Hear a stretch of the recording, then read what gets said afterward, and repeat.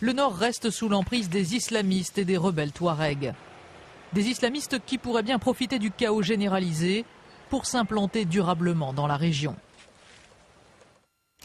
Et nous partons maintenant au Nigeria où il devient de plus en plus difficile pour les jeunes enfants d'aller à l'école. Les établissements publics sont devenus la cible des islamistes de la secte Boko Haram.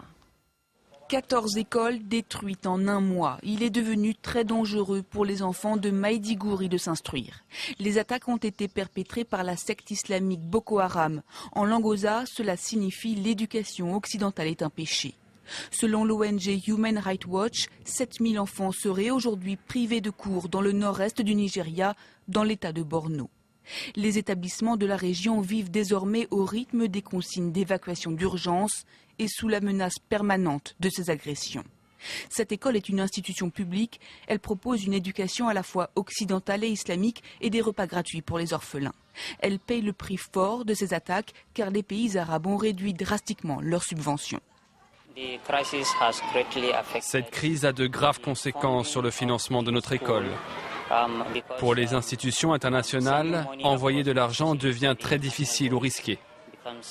Car c'est un peu comme si nous financions le terrorisme. L'inquiétude grandit parmi les parents d'élèves qui préfèrent ne plus envoyer leurs enfants à l'école.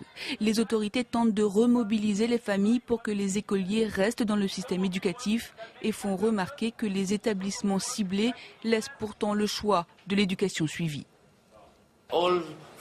Ces établissements proposent toutes les formes d'enseignement, à la fois islamiques et non islamiques.